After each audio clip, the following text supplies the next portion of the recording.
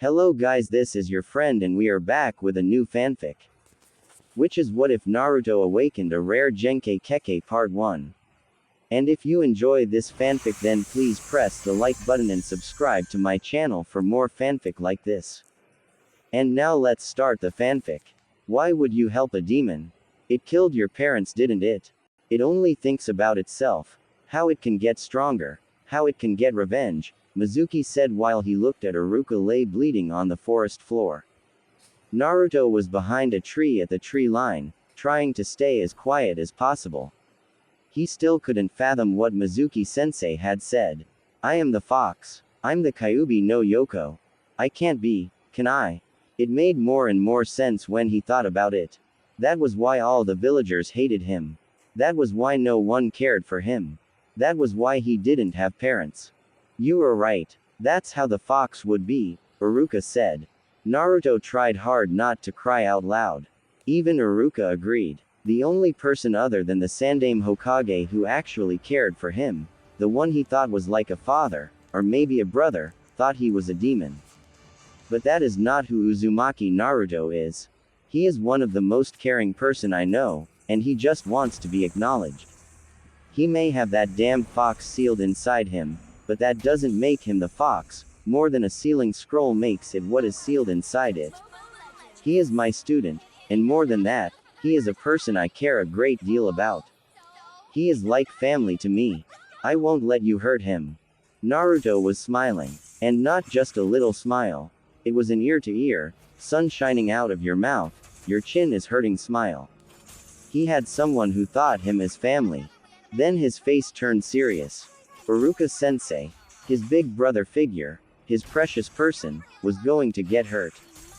Naruto ran out from his hiding spot, just to see Mizuki throw his Fuma Shuriken. Naruto ran as fast as he could, but he wasn't fast enough.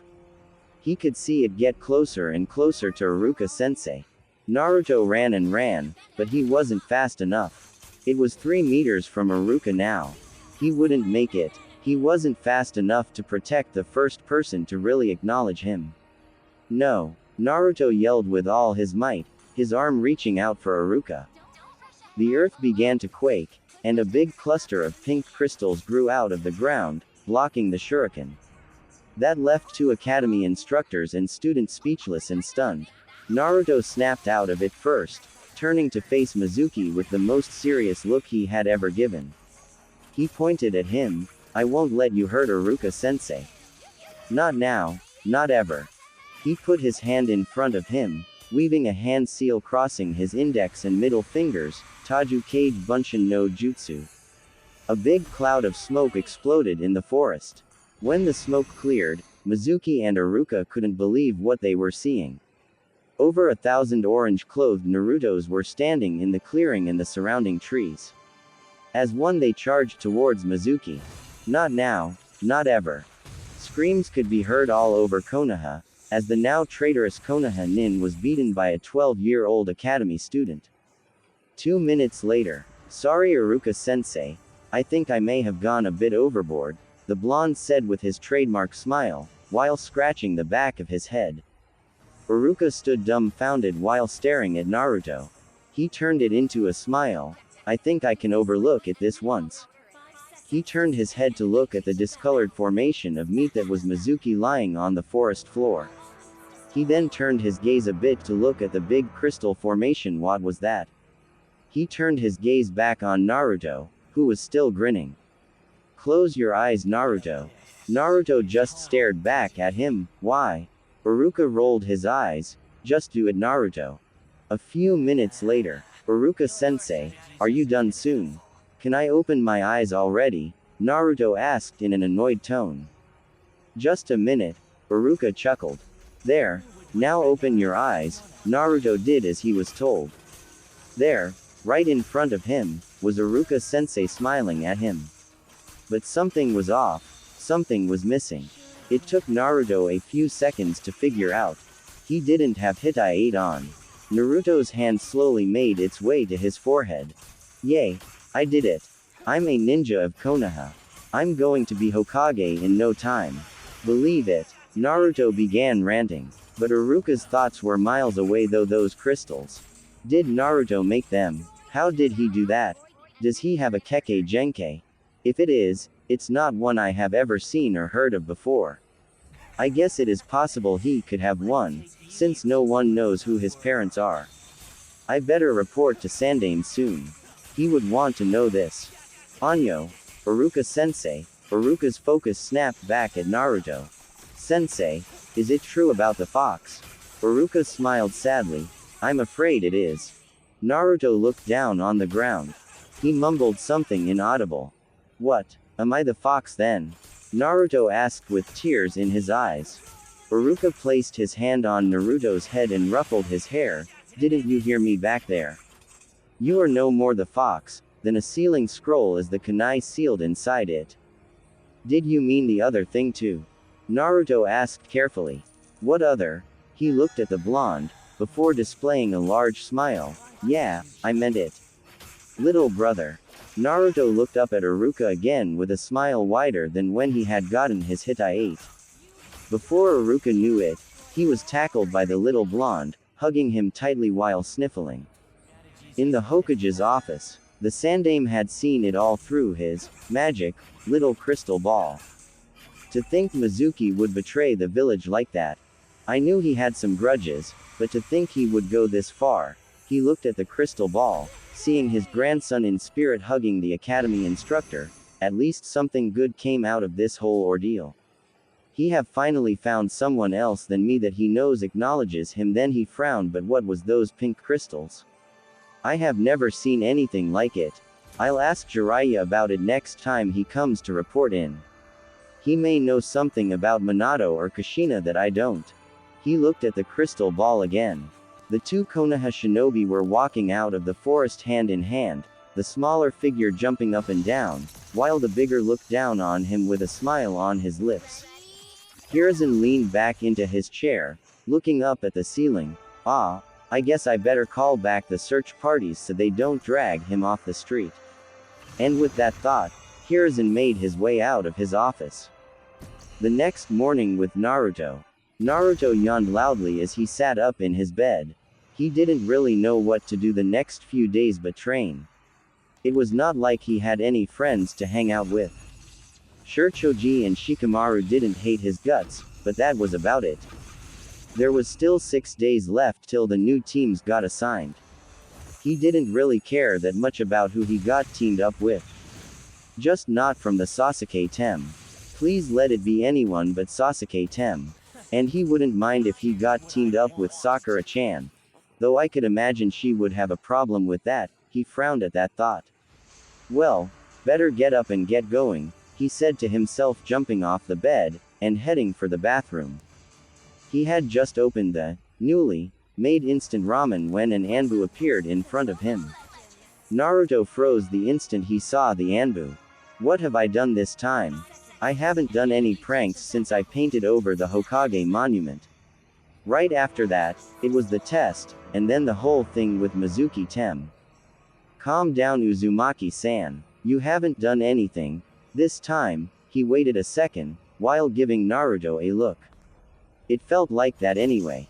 Hokage-sama has summoned you. You should be there within the next hour, the Anbu said, and shunshined away before Naruto could respond. Well, it's not like I have anything else I have to do today. I wonder what Gigi wants, he wondered while slurping the noodles in him. 3 bowls and another toilet visit, and he was on his way to the Hokage Tower. Naruto walked down the hallway where you could enter the Hokage's office from. As he walked past the receptionist, he got a dark glare. The blonde ignored it, like all the other glares. He knocked on the door and heard a quick enter, before turning the doorknob. Ah, Naruto, thank you for coming so quickly. We have a few things to talk about. Naruto looked around the room while his grandfather figure talked. There was 3 shinobi standing in front of him. The 2 first he recognized right away, Sandame Gigi and Iruka-sensei. The last one, not so much. On first eyesight Naruto could see he was old. Not as old as Gigi, but at least up in his 50s. He had long white hair and some red war paint running down his face from his eyes to his chin. He had a Hittite with the kanji for oil on it. Tora, Uma, please leave the office. I think we can defend ourselves against a 12-year-old genin, the Hokage said. Two Anbu appeared from the shadows before Shun shining away. Now, Naruto, why don't you take a seat and explain us what happened yesterday, Hiruzen said, gesturing towards a chair. Naruto went over to the chair and sat down. He turned towards Iruka for reassurance that he wasn't in any trouble. The scarred Chunin just smiled and nodded back at him. That was all Naruto needed, as he began rambling about what had happened, all from the way he had painted to Hokage Monument, to how Mizuki had come to him after the exam, to the battle in the forest. And then I ran towards Iruka sensei, trying to reach him before the Fuma shuriken hit him, but I couldn't make it. I wasn't fast enough. And then, Naruto trailed off, while looking up on Iruka with a confused and pleading look. And then the earth began to quake, and crystals grew out of the earth, deflecting the shuriken away. Iruka finished. Naruto looked around for the reactions. Sandame Gigi and the white-haired guy didn't show any. They had calm collected faces. I see. Please continue Naruto, the Sandame said calmly. Naruto continued his story, to the point where he had used a kinjutsu, and to where he got his Hittite, and the ramen Iruka sensei had bought for him afterwards. When Naruto was finished, the room was quiet for a minute or two. Naruto was looking carefully at the three shinobi in the room. Jiraiya, do you have any idea what those crystals may have been? The Sandame asked. Jiraiya looked at Naruto, taking in everything he saw. Gods, he looks so much like Minato. But from what I've heard, he has inherited Kushina's fiery personality. I may know. I heard a rumor a while back. I had just set out on my journey. The nations were still recovering from the Third Great War, and everyone wore their nerves on the outside of their clothes. I heard that a whole village up in Ta no Kuni had been destroyed by a single jutsu. Now that alone isn't something to raise eyebrows over, it was the jutsu in question that was used that was. Where are you going with this, Jiraiya-sama? Iruka asked in a mild annoyed tone. He had already concluded that it was Naruto who had made those crystals. But he didn't know why or how, or if it was dangerous in any way. Everything for its own time, Jiraiya said, looking calmly at Iruka, who was glaring lightly back at him. Apparently it was destroyed by crystals. Now these crystals just grew out of nowhere, they encased people and plants alike. No one knew how. Jiraiya continued. He looked around on the small group. It later got the name Shoten. Iruka's eyes bulged out of their sockets. While he had expected something like that, it was still a bit of a shock. Naruto just looked confused at Jiraiya. I thought the same thing. There's only one way to find out, the Sandame said, while going through his drawers. He pulled out a little piece of paper, and handed it to Naruto. Please run your chakra through this. Naruto looked questioning at the Hokage for a moment before complying. When he did, the paper split into two, whereafter each piece turned dark brown, before crumbling. Now Naruto looked even more confused. What just happened, Gigi? Naruto looked at the Hokage.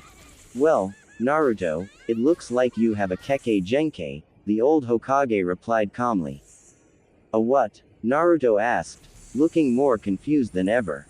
After 20 minutes of the older shinobi trying to explain the basics of elemental manipulation and Kekkei Genkai, the blonde finally got it, somewhat. But how? I mean, wait, you said this Kekkei Genkai is genetic, right?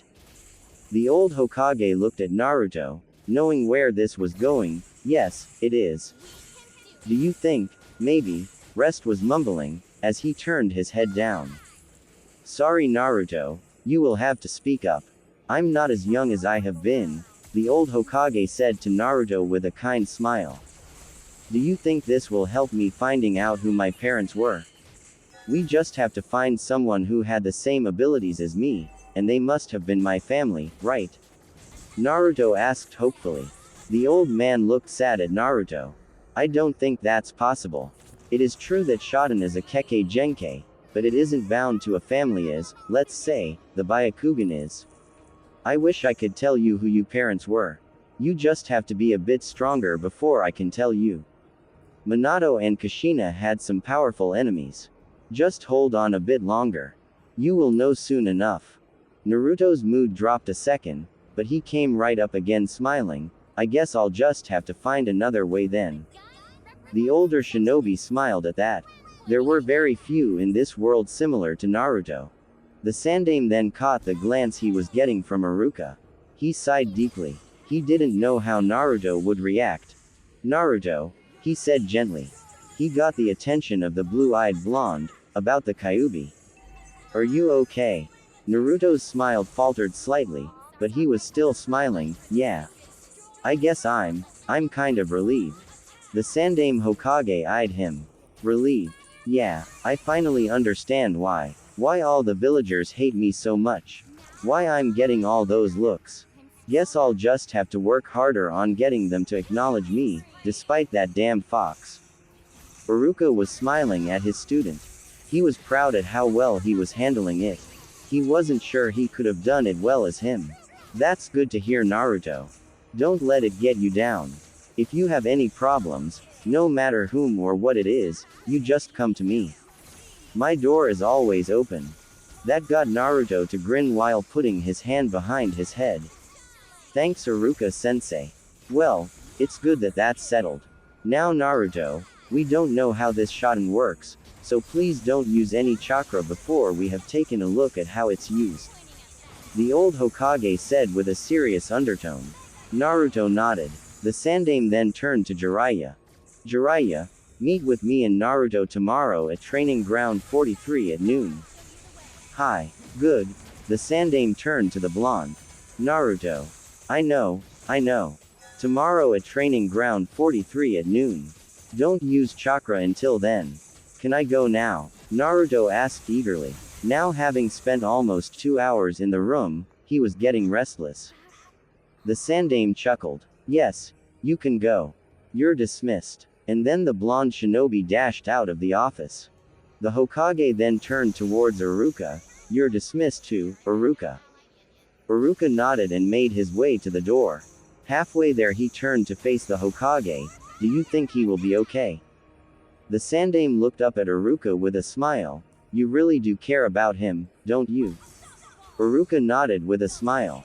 I think he will be fine. He has gotten some answers today. That should help him some. Hi, Iruka said before continuing walking towards the office door. Just as he was about to close the door, the old Hokage called him out. Iruka, take care of him. Iruka just smiled at the Hokage. Hi. The following day at Training Ground 43, Naruto and the Sandaime were talking as there were still a few minutes until they should meet with Jiraiya. Hiruzen turned towards Naruto and took a good look at him. He still wore that bright orange jumpsuit. Naruto, don't you think it's time you soon bought some new clothes? Naruto looked outrageous at the Hokage at that question. Why? What is wrong with my clothes? He asked while looking down, tucking on his clothes a bit. Well, you're ninja now. And ninjas can't really go around with bright colors so the enemy will spot them faster, can they? I guess you have some point, Naruto grumbled. But what am I supposed to do? I can't really go into a regular clothing store, since they won't sell me anything. And the few places that will triple or quadruple the prices as soon as I enter. Hiruzen frowned at that. Naruto had a good point. He would have to talk to the boy's new Junin instructor about that. Maybe he could help him. A puff of smoke appeared in front of them. Glad to see you could make it, Jiraiya, Hiruzen said to his former student. I hope I'm not late. No, you just made it. Well, let's get to it. The two elder shinobi turned towards Naruto. Now, the reason we're here is because we need to make sure your Shodan isn't dangerous, the Hokage said. Why would it be dangerous? The orange-clad genin asked. It was Jiraiya who answered, well, normally with jutsu, the greater the power, the greater are the risks. We want to make sure you don't hurt yourself. Naruto didn't seem convinced, but complied. Jiraiya nodded at Hiruzen. Good then. Naruto, can you tell me how you did it in the forest? I don't really know. I just tried everything to save Iruka-sensei. I was desperate and was willing to do anything to save him. I had my arm put out like this, Naruto said while showing what he had done. As before, the earth began to quake, and pink crystals appeared out of the ground.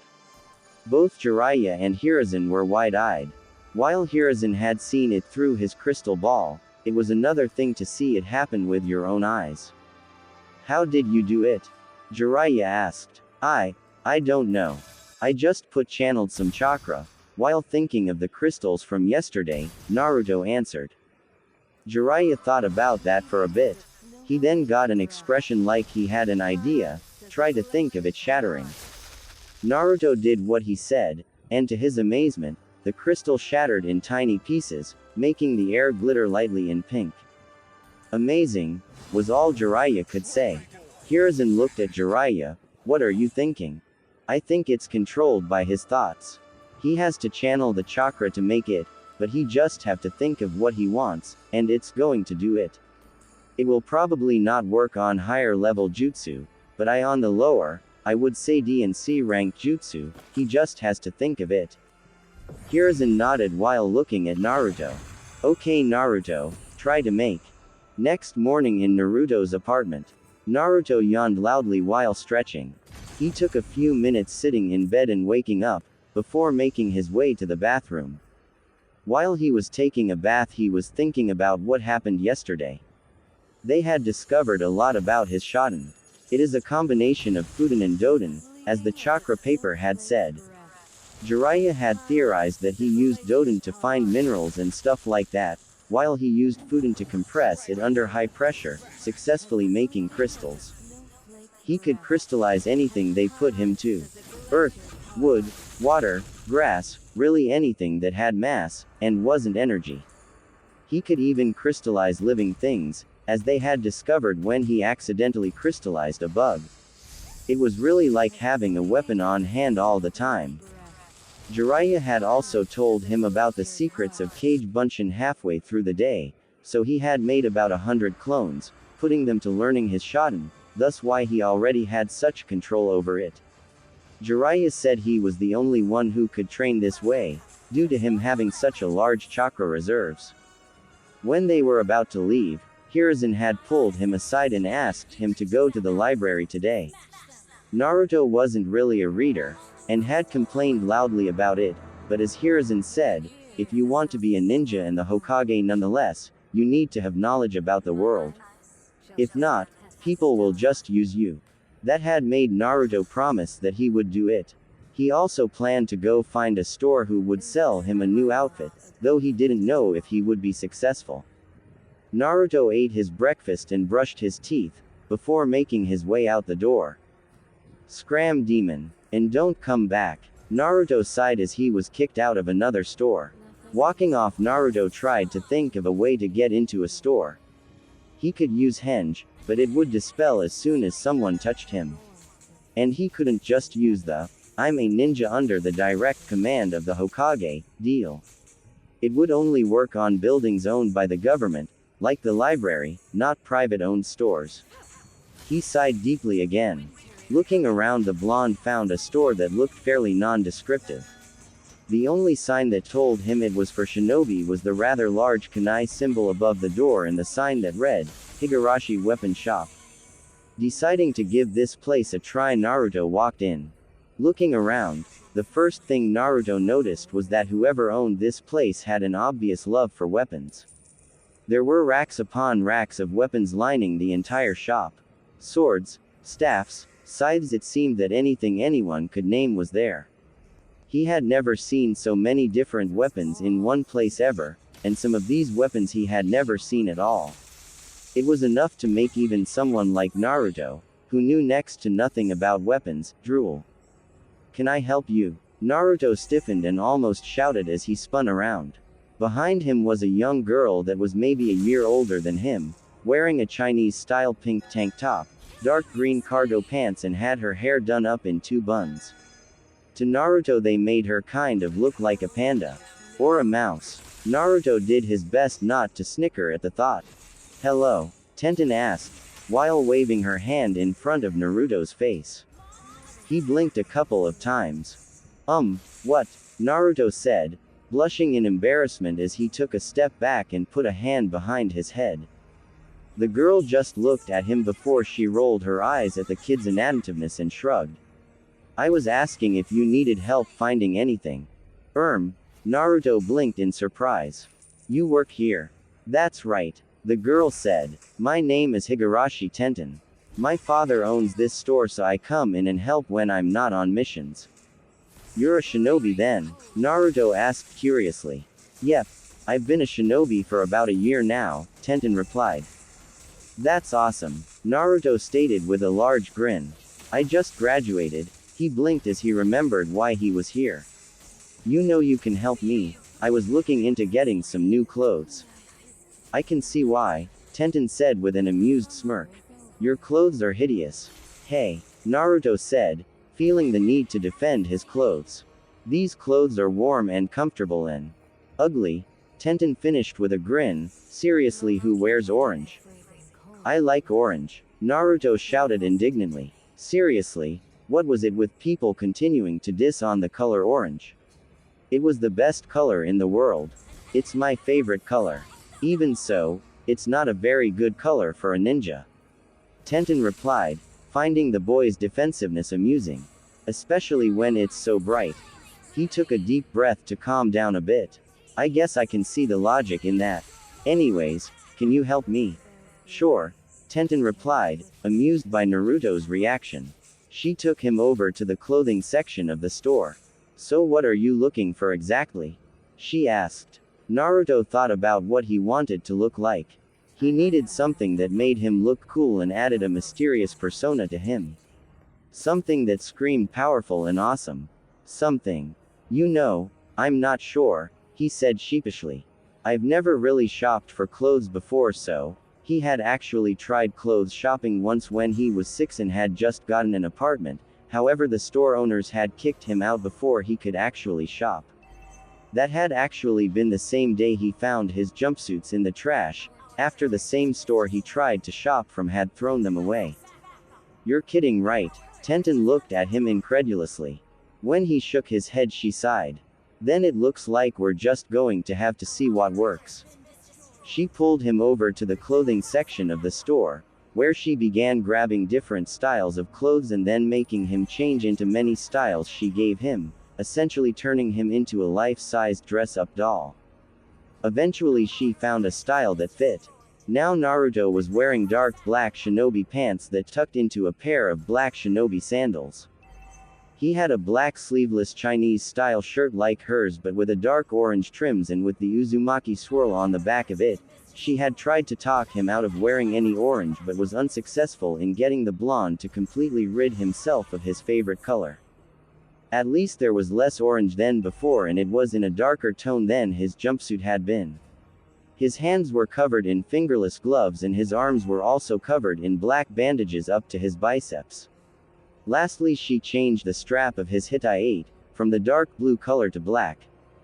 There, you look much better now, Tenten said, smiling at him.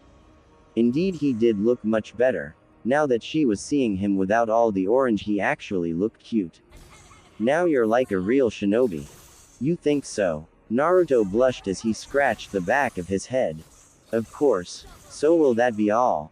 Tenten asked. Yes, I think so. For now anyway, he responded with a smile. Tenten, are you out front? Both Naruto and Tenten yelled as they spun around. Naruto found himself staring at a bull of man. Large and built like brick shit house.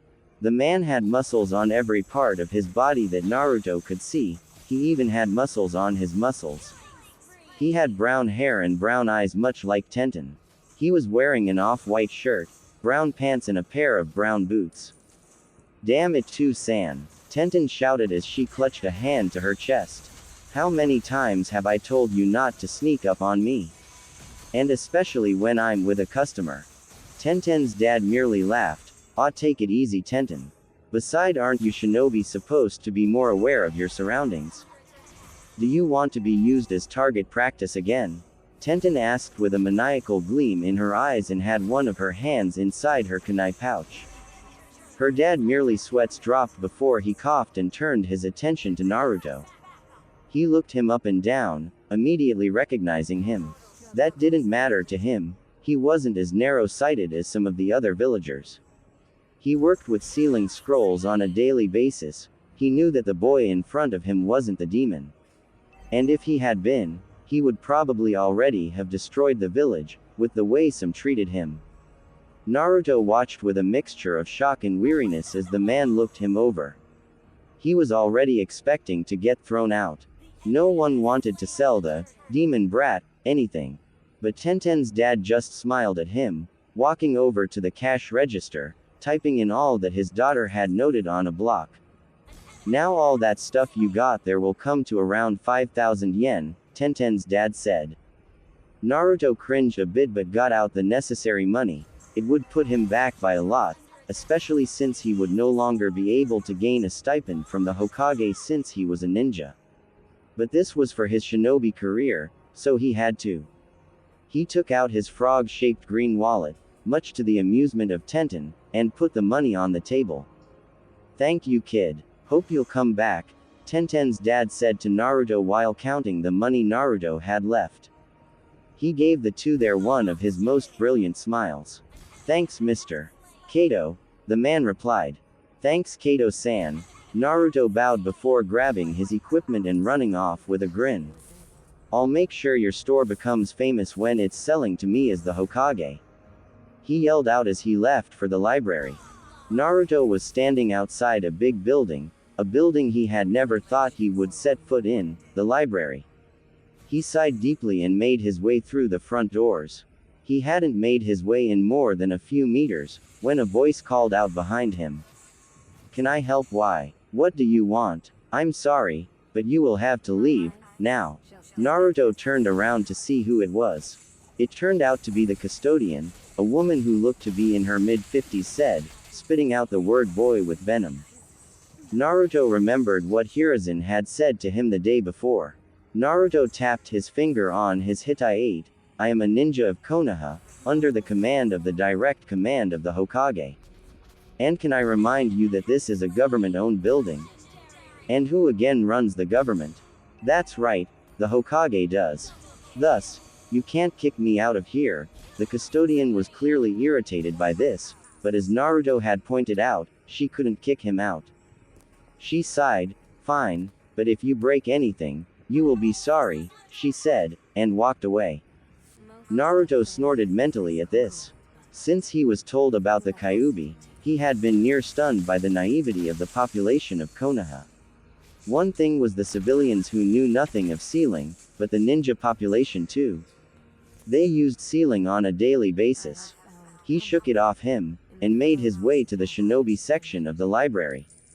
When he was there, he put his hands in a ram seal, making 10 clones. Alright guys, I need your help finding some books. Anything on chakra, seals, taijutsu and basic shinobi skills will be fine. Also, try to find something on Biju, Jinchuriki and anything related. With that said, he and his clones looked through the bookshelves looking for said books.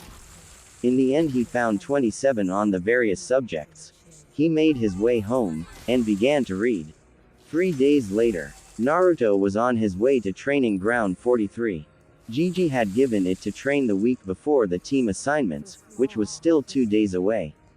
The Sandaime had said it was because he needed to get his Shoten under control before getting on a team, so he wouldn't put them or himself in danger with it. He made his way to the training field, and did what he had done the last few days. He put his hand to form the ram seal, and made about 100 clones, and split them up to do various tasks. 50 clones were working on his Shoten, which were coming along nicely. He had learned to crystallize stuff fast, and could even make crystals from the humidity in the air. He had also made quite a few new jutsu, most of the based on jutsu of other elements. It wasn't as hard as he had thought it to be. He would just have to think about something crystallizing, and it would. The next 25 were working on his chakra control. He had perfected the floating leaf exercise that they had learned in the academy, and were now slowly making progress on the tree climbing exercise. He could run up the tree by now, and could walk about 2/4 of the way. He had decided that he wouldn't move on before he could fight on a vertical surface for about 10 minutes. And the last quarter were reading. Reading anything he could get his hands on. Most of the jutsu and exercises were from the books. He had learned a lot about Biju, one of the subjects he was most interested in, for obvious reasons. He continued training the next few days, until the team assignments. The day of the team assignments. The alarm clock ringed high. Naruto almost fell out of his bed, trying to punch the stupid thing into oblivion. When he finally managed to turn of the stupid thing, he sat up, scratching his eyes and looked around with sleepy eyes. He saw the calendar, and within a second he was wide awake. Today I get my team assignment. He jumped out of the bed, and made his way to the bathroom to wash up and brush teeth. He thought about what he had done the last week. He had advanced rather quickly due to the Kage Bunshin. He had done almost 2 years of training in the last week. He now had decent control over Shoten, but it could still be improved. His chakra control were a ton better. He could no fight on the tree surface for about 4 minutes, before he fell off. And he had read. He was surprised how much it had mattered. He could actually understand what people were saying most of the time now. Nothing like when the week started. Overall, he had improved a lot, though he still needed to be careful. The third day he had dispelled all his clones at once, and had fainted from fatigue alone. He had woken up an hour later with a throbbing headache. He wasn't do that again, and had the following days dispelled his clones in groups of 10, with a few minutes interval. He had also met Konohamaru, the honorable grandson of the Sandaime Hokage, and his teacher Ebisu, who hated his guts. He had met Konohamaru when he had turned in his ninja registration form. Konohamaru had come to challenge the Sandaime for the title of Hokage, but had tripped over his own scarf, halfway across the room. It had been fun to see the reaction of his teacher, when he slammed him across the head after he learned who he was.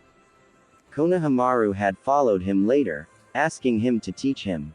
Naruto had complied, and taught him Henge no Jutsu and Oroku no Jutsu. Later Ebisu had come, saying he didn't want Naruto to teach. Konohamaru couldn't figure out why, but Naruto knew right away, when he saw the eyes of Ebisu. It was the same as most of the villagers, full of hate towards him, for something he had no control over whatsoever. He had beaten him with his new Haremu no Jutsu, sending him flying halfway across Konoha because of his nosebleed. He had after told Konohamaru that there was no shortcut to becoming the Hokage, and that he had to beat him to get there. Konohamaru told him that they weren't student and teacher anymore, they were rivals. He had left after that. After he was done in the bathroom, he made his breakfast, which was made up of bread and various vegetable. Naruto had read that he needed to eat better if he wanted to grow. Naruto was still the shortest from his class, which annoyed him to no end. He was sitting and eating, looking across the room. He saw the new picture he had put up the day before. It was his picture for the ninja registration. He had asked Hiruzen if he could get a copy of it to hang up, and was allowed. He was in the picture, of course, and stood with an angel to the camera, with his hand, back down towards the ground, pointing slightly towards it. From his hand, to the corner of the picture, and across the top, the air was glimmering slightly pink, clear evidence of his Shoten. It had taken some persuasion on his part, but the Hokage had finally said yes. He was quite proud of it, clear evidence of his shinobi status. After he was done with his breakfast, he bolted out the door, and made his way to the academy.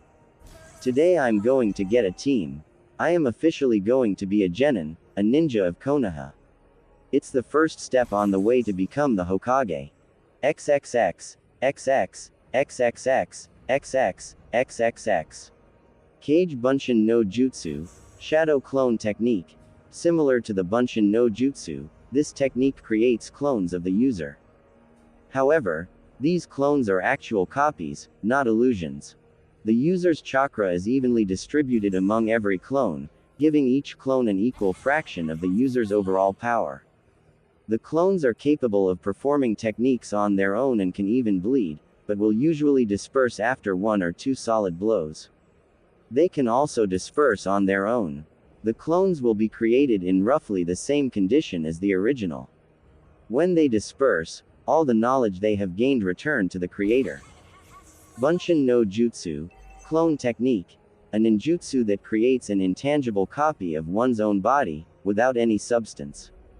Since the clone itself doesn't have the ability to attack, and thus can only be used to confuse the enemy, it is mainly used in combination with other ninjutsu. It's a basic technique, but depending on one's ingenuity, it can be used effectively. The clones will dissipate when they come into contact with something. Kekkei Genkai, bloodline limit, literally meaning a technique limited to inheritance by blood, or abilities passed down genetically in specific clans. It's possible for a ninja to have more than one of these abilities. Kekkei Genkai abilities that work via the user's eye are called dojutsu. Other Kekkei Genkai include mixing one type of elemental chakra with another, creating a new one unique to the users, which is usually impossible for normal ninja. Dojutsu, eye techniques, are Kekkei Genkai that utilize the eyes, granting the wielder ocular abilities. Being a byproduct of specific Kekkei Genkai, dojutsu are not classified as one of the major jutsu types. They do not require the use of hand seals and in some cases facilitate in the use of or defense against genjutsu, taijutsu and ninjutsu and then defeat their opponent. All known dojutsu also provide the user with some unique abilities, such as an extended field of vision or predictive capabilities. The use of dojutsu oftentimes consumes a great deal of chakra. Shoten, Crystal Release, is a rare and specialized field of elemental ninjutsu that can create crystal as well as manipulate already existing crystals and crystalline structures. Doden, Earth Release, is one of the basic elemental nature transformation techniques and allow the user to manipulate the surrounding earth for offensive and defensive purposes or create it, be it dirt, mud, or rock. Fuden, Wind Release, is one of the 5 basic elemental nature transformations. It is performed by making chakra as sharp and thin as possible. Wind Release is mainly short to mid-ranged offensive techniques that combine brute force and keen precision to deal cutting and slashing damage. A rarity among the 5 chakra natures, wind techniques are usually performed by generating air circulation and can be enhanced through this method as well. Wind nature chakra can also be channeled into blades to increase their cutting power and overall range. Kaden, Fire Release, is one of the basic elemental nature transformations.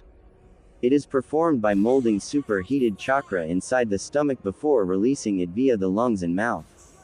There are also variants to this in the form of some mediums such as the use of gunpowder, explosive tags and chakra flow into a weapon.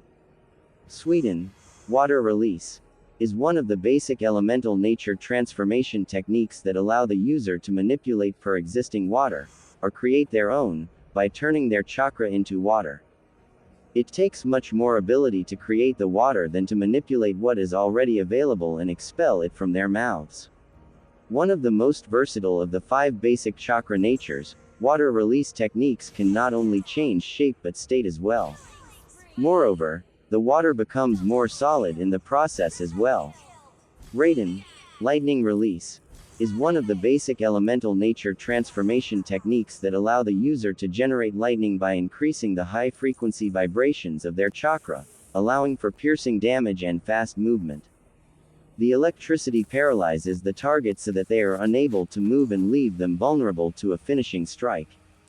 While uncommon, lightning can be infused into bladed weapons in a way similar to Fuden through chakra flow for increase the piercing power through vibrations, with the added effect of inducing numbness. When the technique is released from their bodies, and thus not requiring physical contact, it does not move as fast as true lightning. Instead, Due to the control the user has to exert over it, it moves far slower, which give opponents time to still react. Based on the exhaustion seen when using lightning release techniques, it can be presumed that they require more chakra than the other nature transformations. Kyuubi no Yoko, the nine-tailed fox. Biju, tailed beast. The tailed beasts are large, living forms of chakra, sometimes referred to as chakra monsters, giving them power that far outmatches most shinobi. However, this immense strength is tempered by their bestial nature, which restricts them from being intelligent enough to use it effectively. As such, when the tailed beasts are sealed within humans, they are able to benefit from the knowledge of their hosts, giving them the ability to better utilize their powers. Jinchuriki, power of human sacrifice, are humans that have Biju sealed within them. They exhibit extraordinary powers, and in some cases are more powerful than their tailed beasts, because they have the intelligence to use the beasts' powers effectively. Henge no Jutsu, transformation technique. Given all the missions ninja are assigned to, battle, intelligence gathering, and diversions, this is a priceless ninjutsu. It is typically used to change into people other than one, but one also has the ability to change into animals, plants, and even inanimate objects like weapons. This gives this technique an abundance of uses. The transformation of a skilled shinobi will be exactly like the genuine article, so it will be impossible to tell the two apart. On the other hand, a transformation performed by an inexperienced person will have obvious discrepancies. It will be impossible to deceive anyone with it. This is one of the most basic ninjutsu, as such most shinobi know how to perform it. The transformation technique is considered to be among the more difficult E-rank techniques, since it requires constant emission of chakra while mentally maintaining the form. On top of that, the user would be, most likely, interacting with the environment.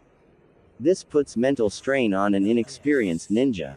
Thus the best way to determine if it is indeed a transformation is to cause this strain upon the user, though this is of course not always successful. Oroku no Jutsu, sexy technique. The sexy technique is simply a henge no jutsu used to transform the user into a beautiful woman in a very seductive pose with mists of smoke covering her privates, or in a bathing suit. Haremu no Jutsu, harem technique. This technique is considered to be an advanced variation of the Oroku no Jutsu, which is combined with the Kage Bunshin no Jutsu. After creating a dozen or so clones, Naruto uses this technique to transform them all into the same beautiful. Naruto uses this technique when he either wants a better chance of his target falling victim, or when the sexy technique fails to fulfill its purpose. Exclamation mark. Naruto made his way towards the academy, ignoring the usual stares and glares. It didn't really bother him anymore, he had gotten used to it over the years.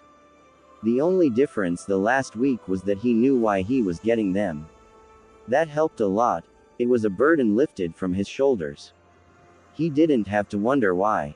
As he walked down one of the alleys, when he saw someone trying to blend in with the railing behind him, using a sheet as cover. The only problem was that it was hanging 90 degrees wrong. He knew right away who it was. Before he could call him out, Konohamaru jumped out from his cover, yelling at him, "Fight me." Sadly, he hadn't even taken one step before he tripped over the sheet. Naruto's sweat dropped. "What are you doing, Konohamaru? I expect nothing less from the man I respect," Konohamaru said, getting up. Naruto was silent for a few seconds. "I didn't do anything." "You tripped. Again." Konohamaru totally ignored this and got up, making a hand sign, "Fight me fair and square." Naruto shook his head. "Sorry, Konohamaru. I have to go to my team assignment meeting now." "Team assignment?" the boy asked, confused. "Yeah, I'm a ninja of Konoha starting today," he said, smiling, pointing at his Hitai 8. Konohamaru stared in awe. He smiled at his big brother figure. "Okay, Ni-san. I guess we'll have to do it another day then." And with that, the two boys went on their way. Naruto made it to the academy a little earlier than normal. Heck, normally he would have met at least an hour late, since none of the teachers really bothered with him. But that wasn't on his mind today. Today was the first day in the rest of his life, the first step towards becoming the Hokage. Nothing could bring him down. If he was honest with himself, he didn't care much about which team he was assigned. Just not Sasuke Tem, he is way too broody for me. And I wouldn't mind getting on the same team as Sakura-chan, though I could image her having a problem with me. I guess I'll do what Tenten told me to. Flashback 3 days ago. Naruto was walking down one of Konoha's many streets with Tenten. Since the day he had come her father's store, they had become friends. Well, Naruto's first real friend at his own age. Shikamaru and Choji didn't hate his guts, but they weren't close either. So, have you gotten your team assignment yet? Tenten asked. Naruto shook his head. Nah, we're getting them in 3 days. If I'm honest, I don't really care what team I get on. I'm just happy I graduated. Huh, so you don't care at all? There is no one you would or would rather not be with? She asked doubtingly. Naruto looked at his new friend with a small smile. Well, there is this one guy. Sasuke Tem, he just gets on my nerves all the time. Wait, Sasuke, as in Uchiha Sasuke, the sole survivor of the Uchiha clan massacre. That's the guy, he said while nodding. Ouch, I can understand that. I mean, I can't set myself into his place, to get his whole clan killed, but he is just so brooding. Exactly, she smiled. She rather liked Naruto. Not in romantic manner, but he was a good friend. It was a good break from her two teammates and their eccentric sensei. Naruto was a funny guy, maybe a bit straightforward with things, but nothing she couldn't handle. She took a look around and saw the glares of the villagers. It wasn't her they were glaring at, it was her new friend. She had tried to ask him about it, but he had changed subject rather quickly. She knew that he had pranked most of the villagers when he was a kid. She had found them rather funny. And then a few days ago when painted the Hokage monument. She was impressed. It wasn't anyone who could overpaint a monument, which was visible from most of the village, in daylight, wearing an orange jumpsuit. When she had asked how he had done it, he had answered, "It's easy when no one wants you to exist." That time it was her who changed subject. She was pulled out of her train of thoughts when Naruto started talking again, and then there is Sakura-chan. She raised an eyebrow while smiling. So there's a girl. I guess she hung up on the Uchiha then. Yeah, can you believe it? And every time she asks him on a date, he turns her down, and still she won't go out with me, he answered a bit moping. So, how many times have you asked her on a date? Every time I see her. It's usually just after she gets turned down by Sasuke. I have an advice if you want. Naruto nodded eagerly. Back off. What? Naruto said disbelievingly. I said back off. Try to stop asking her on a date every time you see her. Try just to be there for her. You know, maybe in time she will come around, she said while winking at her blonde friend. Baby steps, learn to be friends first. Then see where it goes from there. Maybe. Okay, I'll try it, he said, showing her one of his big bright smiles. Good. She nodded approvingly. Flashback end. Naruto opened the door to his classroom, and made his way inside. He hadn't stepped 3 steps inside, before a boy stepped in front of him. Oi, Naruto. Today is the team assignments. You do know that you would actually have to pass the exam if you want in on it, right? It from the brown-haired boy. He wore a pair of dark grayish pants that reached down to his calves, and a gray hooded fur-lined coat with a hood he wore on his head. Under the hood, on his head, was a little white puppy. Alf, Alf. See, even Akamaru agrees, Kiba stated with a smug smile, petting his puppy. Naruto smiled right back at Kiba, while tapping his finger on his forehead protector. Are you blind, dog breath?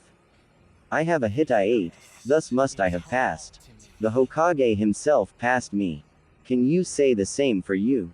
Kiba narrowed his eyes, and took a closer look at his hit I ate. just to be sure it was real. When he was convinced, he just came with an HMPH, and turned around to go back to his seat. The blonde genin shook his head with a smile of Kiba's antics. When he was done, he took a look around the classroom for an empty seat. As far as he could see there were three, one beside Sasuke Tem, and another beside that seat, and one in front of Choji. The last option wasn't really an option in his opinion. It was a known fact that all the Akamaikis were real greedy guts and the new clan heir wasn't an exception. That alone wasn't the problem. The real problem was that not all of his food made the trip from the back it was in, to his mouth. So anyone who says in front of Choji would be showered in food scraps. Naruto took a deep breath, and made his way over to the table where Sasuke sat, and took the seat furthest away from the Uchiha. Naruto reached for his pocket, and took up a book on Fuinjutsu and started reading it, much to the whole classroom's disbelief. Even the Uchiha was brought out of his brooding mood, and raised an eyebrow at the blonde shinobi. Hinata was looking from behind the classroom, where she had taken a seat. Naruto-kun was able to graduate. Maybe, just maybe, I can get on the same team as him, she thought hopefully. Before long Naruto was brought out of his reading, when the whole classroom went quiet. They could all hear something rumbling, like some big animals, like rhinos or elephants, which were running. It was getting closer and closer. You would think that the class would become nervous at the apparent impending doom, but this was a daily routine for them.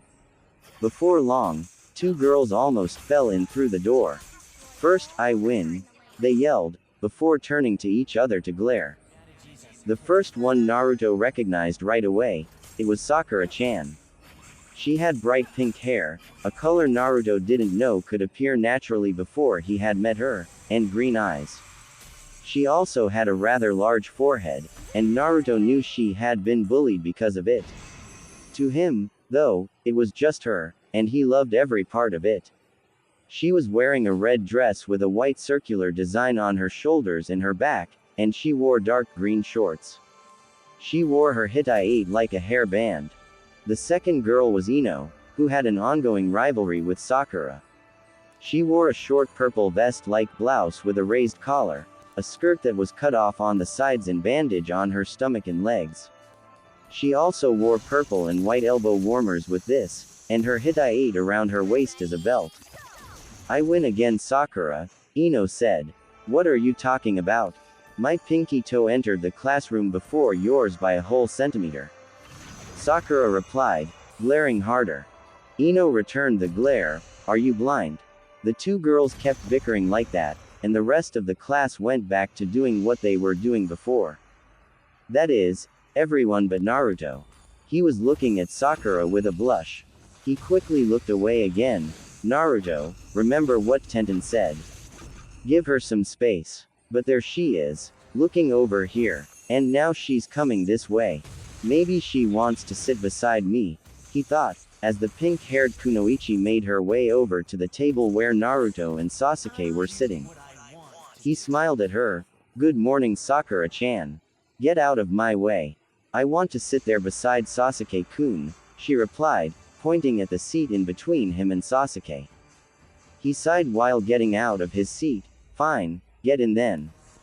Sakura hadn't expected that. Normally Naruto would get going how uncool Sasuke was, and she would have to hit him. Thank you Naruto, she said, taking her seat. She was just about to talk to Sasuke, when Iruka came in through the door. Okay class, settle down. Most of them didn't hear him, causing a tick mark to appear on Iruka. He used his big scary head jutsu. I said settle down. That got the desired effect. He cleared his throat. Starting today, you are all official ninjas, but you are all still just new genin. It's going to get harder from here. You all will be in a group of 3, where you will accomplish missions under a Junin instructor. That got the class attention. Most of them hadn't expected a 3-man team. Naruto wasn't surprised. The Hokage had given him permission to train the last week because he was gonna be on a team. Iruka continued, We've arranged the groups such that overall abilities are equivalent. I will now announce them. Team 1 is Naruto started reading his book again, just paying enough attention to react when his own name was called. Team 7 will be Uzumaki Naruto, Haruno Sakura. Internally Naruto was jumping up and down in happiness. Sakura quite the opposite, and Uchiha Sasuke, that got the reversed effect. Naruto couldn't help but throw a quick glare at Sasuke. The gods must really be against me. There are 27 people that have graduated, and I get on the same team as Sasuke Tem. He sighed. Well, at least I'm also on the same team as Sakura-chan. Next, Team 8. Hyuga Hinata, Inuzuka Kiba and Aburame Shino. There won't be a Team 9, as last year's Team 9 is still in effect. Team 10 will be Yamanaka Ino, Nara Shikamaru and Akamaiki Choji. He called up the last few teams. That's it for the teams. Now, your Junin sensei will be here after lunch. You can do what you want until then. With that said, the different teams went out the classroom. In the council chambers, it was the day of the assignments of the new Genin teams, and thus there was a council meeting. Currently all were present but the Hokage. The council chambers consisted of the Hokage's seat at the end of multiple tables.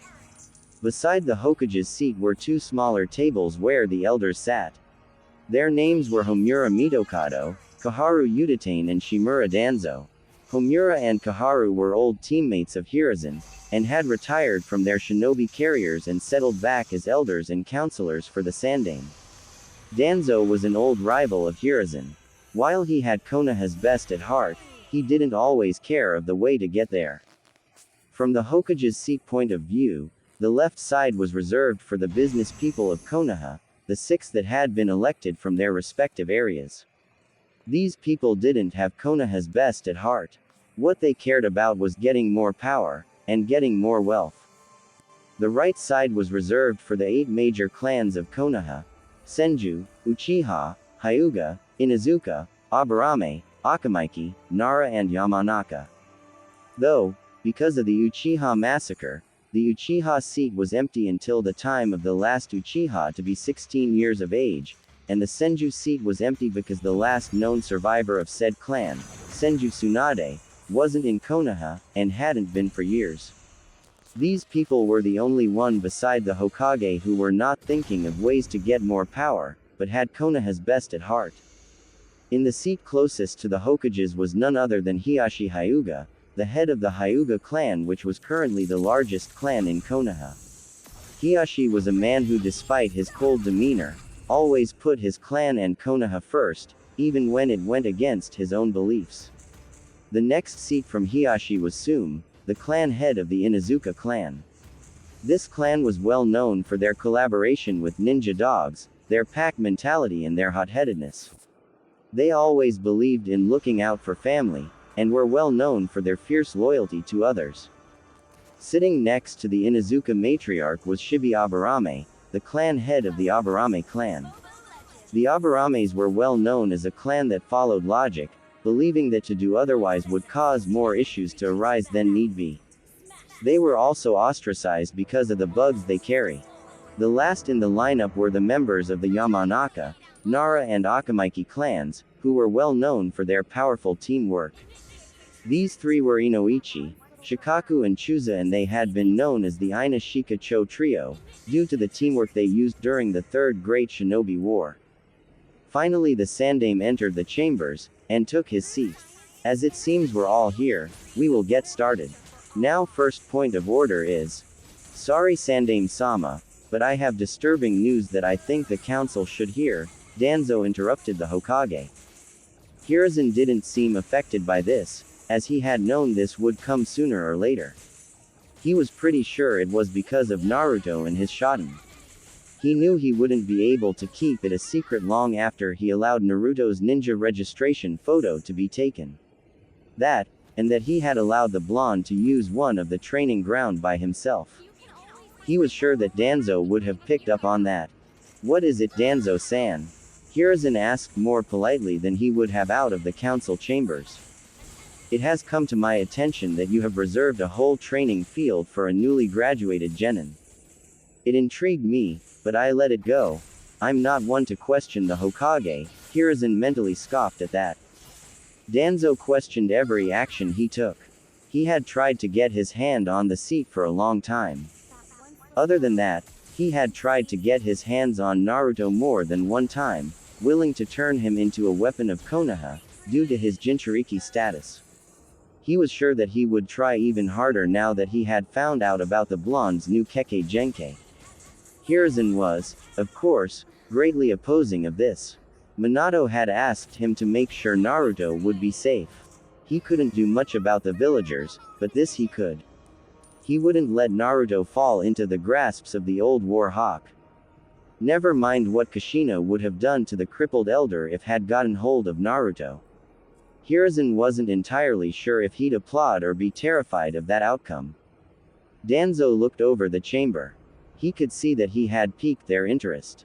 But then a few days ago, when the elders and I went over the new ninja registration forms, we came across this, he said, taking out Naruto's photo, sending it around the council. He could see many confused looks. We, like you, had no idea what this was. So I sent some of my guards to look for the Jinchuriki. They found him at earlier mentioned training ground. He was training to use Shoten. Yes, the Kyuubi Jinchuriki has Shoten. An hour later. Enough of this. Yes, Naruto has Shoten, but it isn't dangerous. Jiraiya and I have observed and made sure of that. The reason I allowed Naruto to use that training ground was so he could get it under control, and so he wouldn't put his team at risk, Hiruzen said loudly and irritated. The last hour had been nothing but accusations, and pleads about putting the boy down, letting Danzo have him. If any other shinobi or citizen of Konoha had awakened Shoten, you would all be delighted. But because it's Naruto, you're acting like this. I won't have it, he continued, while glaring around the council. The shinobi side had been concerned, but had calmed a bit down. It was the civilians and the elders that caused problem. They hated the boy's guts, because of the Kyuubi. Now I have given you all the answers I'm willing, so we're gonna get on with this council meeting. Now, for the first point of order. Lunch at the academy. Sakura was sitting on a bench outside the academy. They still had some time before their Junin sensei would pick them up. She had just had a not-so-friendly conversation with Sasuke. He had told her that he thought she was annoying. You're annoying, huh, I see. Naruto must have felt the same way. Maybe I can be nicer starting now. I could give him a chance. I never really have gotten to know him, I always brush him off as a pest. He did seem different from before. She was brought out of her thoughts when she saw Naruto coming her way eating a dango. It didn't seem like he had seen her yet. Alright, this is my chance to be nicer to him. Remember to smile, not scowl, smile. With that, she had a really strained smile on her face. Hey Naruto, let's go back to the classroom. Naruto looked up at her. Sakura-chan. I thought you would be with Sasuke, he said the last part a bit sad. Sakura didn't miss that. Yeah, but he had to go do something else. Come on, let's go back to class, she said. This brought a big smile to Naruto's face. You're a genius, Tenten. 3 hours later in the classroom. Why is our sensei the only one who's late? All the other teams have been picked up hours ago. Sakura said annoyed. Team 7 was still sitting in the classroom. Or Sasuke and Naruto were sitting at their respected desks, and Sakura was going back and forth, getting impatient with their new sensei. Naruto sighed and looked up from his book. Sakura-chan, it can't be helped. He'll get here when he get here. While he agreed with her, he was getting rather annoyed with Sakura. She had been like that for the last hour, coming with outbursts every 10 minutes or so. Granted, a part of him was, really, tempted to pull a prank on this guy. But making a first impression, that wouldn't help much. Sakura turned to look at Naruto in disbelief, before gathering herself. Okay, if Naruto asks me to calm down, I really must be tiring. I mean, he is the most hyper person I know. But that means Sasuke-kun also thinks that I'm getting annoying, again. She took a deep breath to calm herself down, before taking the seat beside Sasuke. Naruto eyed her, before going back to reading his book. 15 minutes later, a silver-haired Junin entered the room. Sakura couldn't help herself, and jumped up screaming, "You're late." He just stared at them passively. How should I say this? My first impression of you guys is, I hate you. Sakura got a moping expression, while Naruto and Sasuke got a better look at their sensei. He was wearing the standard Konoha shinobi outfit, along with iron-plated gloves.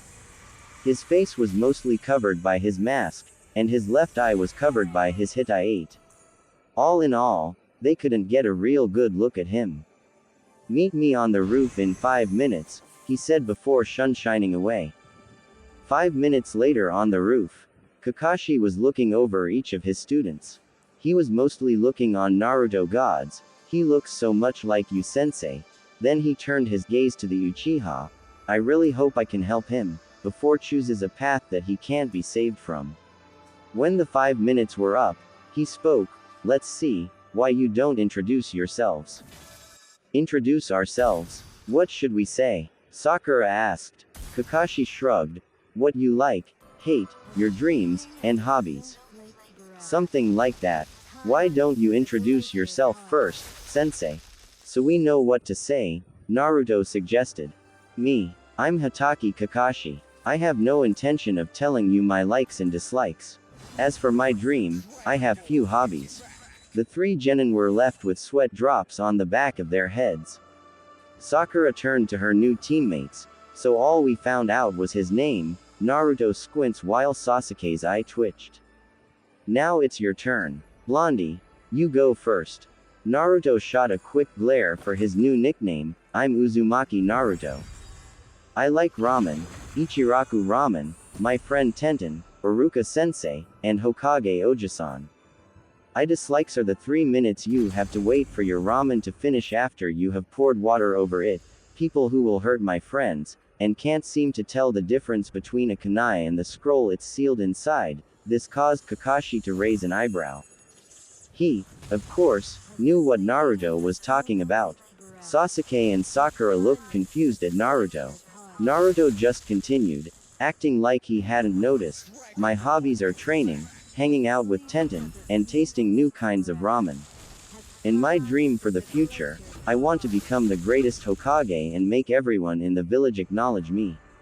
I also want to find out who my parents were," he finished, getting a nod from Kakashi. "Hi, next you Pinky. I'm Haruno Sakura. I like, well, the person I like is," Sakura glances at Sasuke, "and my hobbies are, well, my dream is to," glances at Sasuke again, and giggles like crazy. "And, what do you dislike?" Kakashi asked. I dislike Ino Pig." Sakura finished looking over at Naruto. "I promised that I would try to give him a chance. And I start today." Naruto looked genuinely surprised. He was half convinced that she would had said his name, and knew she almost did. What happened to her? Kakashi looked at Sakura. Girls her age must be more interested in love than ninja training. Well, at least she's trying to be nice. Now you, last guy. Sasuke didn't look up when talked. "My name is Uchiha Sasuke. There are many things that I hate, and there aren't a lot of things that I like. Also, I have an ambition that I have no intention to leave as just a dream. The revival of my clan, and to kill a certain man." Naruto looked at Sasuke. "I guess it's the man who killed his clan." Sakura was still hyped after her own introduction. "Sasuke is cool." Kakashi on the other hand had a brief look of seriousness in his eyes, just as I thought.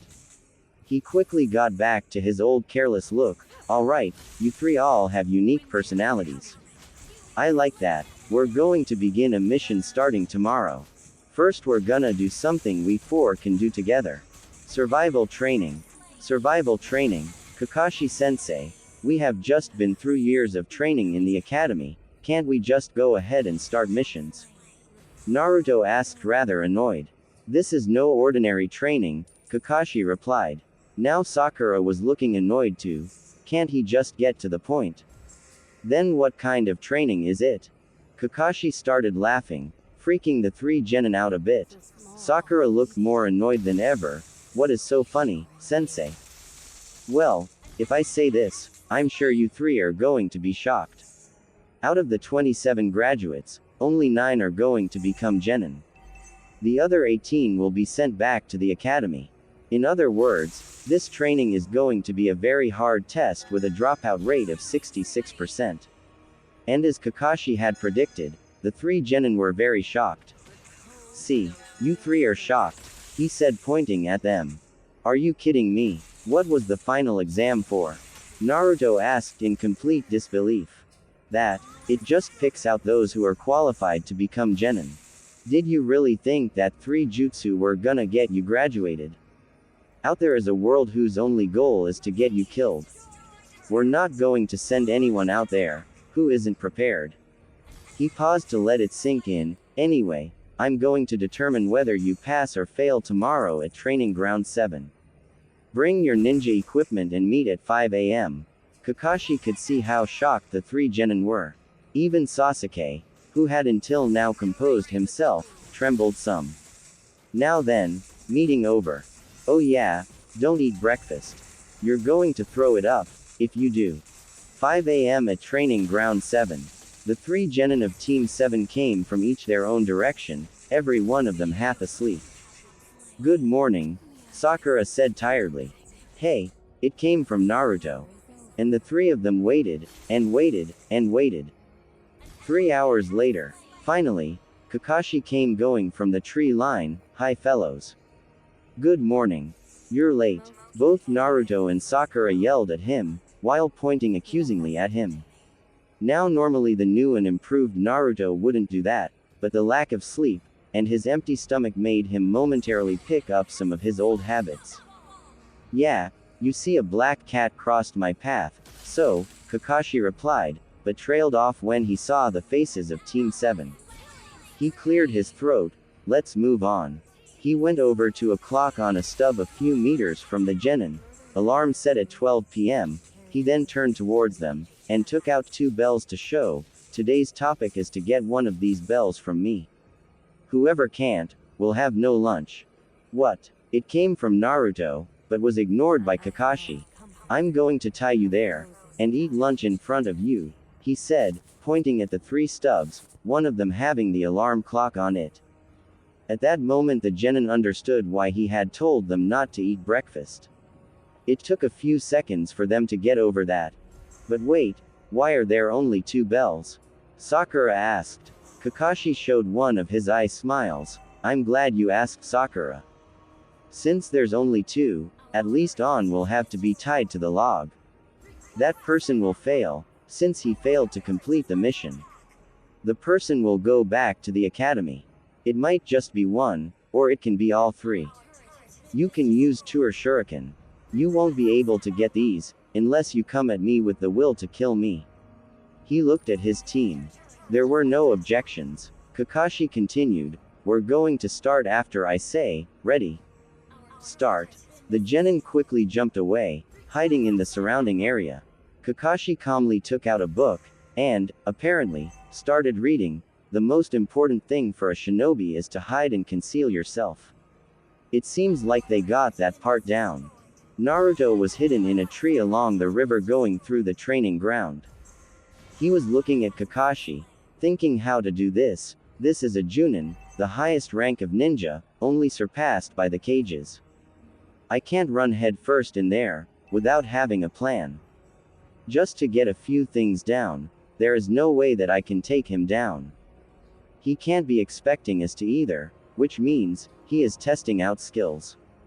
But, he should already know them from our records from the academy. Well, beside me, he must be testing our teamwork. Damn it, there is no way Sasuke Tem will team up with me. He thinks I'm a doby with no talents. And while Sakura has been nicer to me since yesterday, I don't think she'll go against her Sasuke-kun. So the only way we can work together is if I prove myself. And I prove myself by fighting against a Junin, whom I have no chance of beating. Naruto sighed at the dilemma he was in. I guess there's no choice then. The only plus side I can see is that I can get some info on Kakashi, though he won't even be required to try. Naruto quickly formulated a plan. He made a few Kage Bunshin, and had them hide throughout the area. Naruto jumped out from his hiding spot, and made his way to the field where Kakashi were standing. He took his stance a couple of meters in front of Kakashi. Kakashi looked from his book, acting like he had only just seen Naruto. He looked back in his book. You do know that it's basics for a shinobi to attack from the shadows, right? Naruto, still in his stance, didn't take his eyes off Kakashi, observing everything. Yeah, but I figured there was no way that I, a newly graduated genin, could beat you, a seasoned junin with years of experience. So I came to the conclusion that this test was to test our skills. Kakashi looked at him again. He is observing me, trying to find anything he can use against me. But he was cut short when the earth began to quake. His eyes widened when he saw razor-sharp crystals shooting out of the ground, trying to impale him. He quickly jumped back to avoid it. Shoten. Kesho no Hari, it came from Naruto. Kakashi took his eyes off the pink crystals, and looked at Naruto. For the first time since he had met Team 7, he was truly shocked. Was it not for years of experience in the field and in the war, he would have shown emotions. Shoten. I haven't heard of that in a while. I think there was something up in Ta no Kuni, but to think it would appear here in Konoha, and it to appear in the Jinchuriki of the Kyuubi. The two other members of Team 7 weren't handling themselves as well as Kakashi was. Sakura's face was full of shock. Shoten. Is that even a Kekkei Genkai? And how can Naruto have it? She thought. How the hell should I know? Just don't get hit by it, cha. It came from her inner self, which she completely agreed with. Sasuke had his eyes narrowed. How can the Dobi have a Kekkei Genkai? He is a clan-less loser with no family. Kakashi looked at Naruto over his book. Well, since you want to show your skills, why don't you? Alright, Naruto said before charging. He aimed a punch in the guy, but it was easily parried by Kakashi. Kakashi frowned. The punch had been a lot harder than he would have thought it to be. It didn't stop Naruto. He aimed a kick at the ribs, but it was again parried. He then aimed a kick in the chest. Knowing that Kakashi would parry, he focused his chakra there. Kakashi parried, but was pushed back a few centimeters, much to Kakashi's surprise. Naruto used this to jump back through the air. Kakashi used this to his advantage, and threw a kunai. Naruto saw this, and quickly conjured up a hexagonal shuriken in his hand, and threw it to intercept the kunai. They clashed together and were pushed out of the way. Naruto landed with a smirk. That was my Kesho, Rakuku Shuriken. Kakashi still had his book up, but he had to focus a lot more than he had thought, so, he is able to crystallize the air around him. It may seem like he doesn't have a weapon, but everything around him is. Also, it doesn't seem like he needs to use hand signs, but how was he able to kick so hard so suddenly? Kakashi took a closer look at Naruto, and saw light reflect off him, which caused Kakashi to raise his visible eyebrow. Naruto nodded at Kakashi. It's just what you think, Kakashi-sensei. I call it Kesho no Yoroi. Kakashi didn't react. To think he ranked dead last. Kakashi was, to say the least, impressed. Sensei, you're not going to retaliate? Naruto asked in a ready pose. Kakashi looked at Naruto. He knew that he wanted him to attack him, and that he had something up his sleeve. Kakashi shrugged before going through some hand signs. Suiten, Mizoripa. Kakashi took a deep breath, before beginning to spew out water towards Naruto. He made sure it wasn't as powerful, as he would make it towards an enemy. He had to remember, this was just a test. What Naruto did next completely shocked Kakashi. Naruto raised his arm, just like to intercept, and when the water was a meter from him, it started crystallizing and split so it didn't hit him. Kakashi quickly realized that this jutsu weren't going to work. it was just supplying Naruto with more material to crystallize. Shoten. Kesho Hachidori, Naruto cried with the ram sign up. From the crystals that Naruto had just made, thousands of small hummingbirds were created. They appeared around Naruto, until there were no crystals left on the ground. With an unsaid command, they attacked. They closed in quickly, aiming all over Kakashi. Kakashi jumped into the air just in time to avoid them. When they hit the ground, they created a big cloud of debris. That was a close one, Kakashi thought, thinking he was out of harm's way. Shoten. Rakuku Shuriken, Ranbu. It came from several places around the clearing.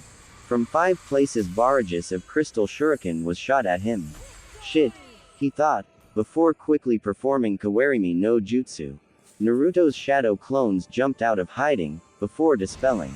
Naruto nodded to himself in satisfaction, before jumping away. Now he just had to find the others. Naruto was jumping through the canopies when he heard Sakura scream. He quietly made his way there, making sure he wasn't detected by Kakashi.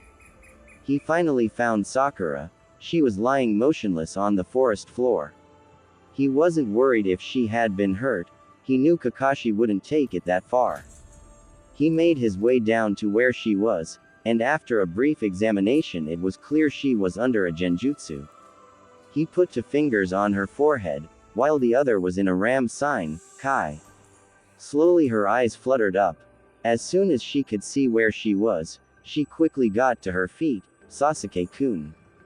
Relax, Sakura-chan. You were under a genjutsu, Naruto said, trying to get his teammate to calm down. But she was still going on about she had seen Sasuke dying. Sakura. That got her attention. Stop fussing like that. Sasuke is fine. You were under a genjutsu. Besides, this is just a test, so there is no way that Kakashi-sensei would hurt any of us badly, let alone kill us. That seemed to sink in, but she quickly shook her head. But I need to find him fast. We don't have much time until the test ends, she said, starting to run out of the clearing. Naruto quickly grabbed her arm. What is it, Naruto Baka? Naruto sighed at her affectionate nickname for him. I agree, but we can't just take him on one-on-one. We need to work together, all 3 of us. Sakura stopped trying to struggle his way out of his grip, and he let her go. Then she turned to face him fully. But, one of us will fail. Maybe, but it's better than all 3 of us failing.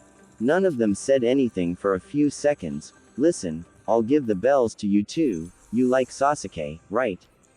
It was an obvious question he already knew the answer on, but she blushed deeply and nodded. Good. Then you two can be on a team together. I'll just take another year at the academy. I already failed 3 times, what is one more time to that, right? Sakura was looking at Naruto in disbelief. Was he always this nice? I kind of feel bad at how I treated him. The rosette nodded. Okay, let's go find Sasuke-kun. No, Sasuke said. Naruto stared at the black-haired genin in front of him with outrage. Why? You both will pass. We need to work together to get those bells. Sasuke scoffed. I don't need help from a clan-less loser like you to do that. It didn't seem like that, when we found you buried to your neck before, Naruto replied with a bit of venom earning a glare. They kept bickering like that, with Sakura just sitting between them. Now normally she would jump to the defense of her Sasuke-kun, but she could see the wisdom in Naruto's words, and she had seen what he could do with Shoten. Also, this meant that she would work together with Sasuke, and that she would be on the same team as Sasuke. But she knew they didn't have long time to do it. Sasuke-kun, we don't have very long time again before the test ends. Wouldn't it be better just to do it together and get it over with? She asked carefully, not wanting to get on the wrong side of Sasuke. Sasuke actually seemed to think about it. He looked up in the sky to see the sun's position. He scoffed. Fine. Naruto nodded at Sakura, who was overjoyed now. 2 minutes to 12. Kakashi was standing the middle of the clearing again. He looked over at the clock and sighed. I guess it's just another team that doesn't pass. I actually hope they would. Sensei's son, a Shoten user, and Jinchuriki of the Kyuubi, the last loyal Uchiha, a true genius, and the girl weren't bad either. She just needs to get over her fangirl stadium. Oh well, maybe next time. It was then that 3 Narutos ran out of the tree line. He watched them coming, but didn't do anything visible to counter them. They all brought their arms to what looked like a guard, Shoten, Sushotu. On their forearms deep blue-colored crystal tantos formed. They charged forward as one, slashing like crazy at Kakashi. He could see that Naruto hadn't had this style practiced as much as the academy-style taijutsu. He kept parrying and dodging. At last, he decided that it was time to get rid of the clones. He kicked hard in one of the Naruto's stomach and it dispelled. He was just about to do the same to the second, when he heard a voice shout behind him. Kaden. Gokaku no Jutsu. Sasuke yelled, spewing out a large fireball towards Kakashi. Kakashi saw this coming, and jumped out of the way. He was a little worried that it had hit Naruto, but it didn't last, as he saw them dispel. They were clones all along, huh? He didn't have time to think, as he saw a barrage kunai being cast out of one of the trees. With closer inspection, he saw that it was Sakura. He brought up his kunai and began blocking them. He had just landed, when Naruto bolted out of the tree line again. He was getting closer and closer to Kakashi, and was just about there when the alarm ringed. All 3 genin looked in disbelief and despair at the clock. No, damn it, damn it, damn it, damn it, damn it, Naruto said, mentally kicking himself for not being a bit faster. A few minutes later, Sasuke, Sakura and Naruto were tied to the logs, and as Kakashi had said he would, was eating his lunch in front of them. Naruto's stomach was the loudest, but Sasuke's and Sakura's wasn't silent. Well then, none of you got the bells, Kakashi said. All of them were waiting for the dooming words. You pass, Kakashi said. They stared disbelieving at him. But, you said that we would fail and be sent back to the academy if we didn't get the bells. Naruto exclaimed. Kakashi nodded. I lied, he stated flatly. But sensei, what was the test for then? Sakura asked. You 3 are the first I have passed. People I had previously were blockheads, who just thought about themselves, and didn't want to risk getting kicked back to the academy. They didn't want to work together because they knew one of them had to fail. But that is not how being a shinobi works, especially a Konoha shinobi. We work together, train together and basically live together. He looked up in the sky. In the world of shinobi, those who break the rules are called scrum. But those who don't take care of their friends are even worse than scum. You guys worked together to have a chance, even though you knew one of you would fail the test. So to answer your question, Sakura, it was to test your worth as a team. Naruto looked at Kakashi, as he moved around the logs to tie up the robes. You know he isn't that bad. He is actually kind of cool. When he had tied them up, he turned to them. The training ends here. Everyone passes. Team 7 will start doing missions starting tomorrow. XXX, XX, XXX, XX, XXX. Fuinjutsu, literally meaning, sealing techniques, are a type of jutsu that seal objects, living beings, chakra, along with a wide variety of other things within another object. Shoten. Kesho no Hari, crystal release. Crystal needles.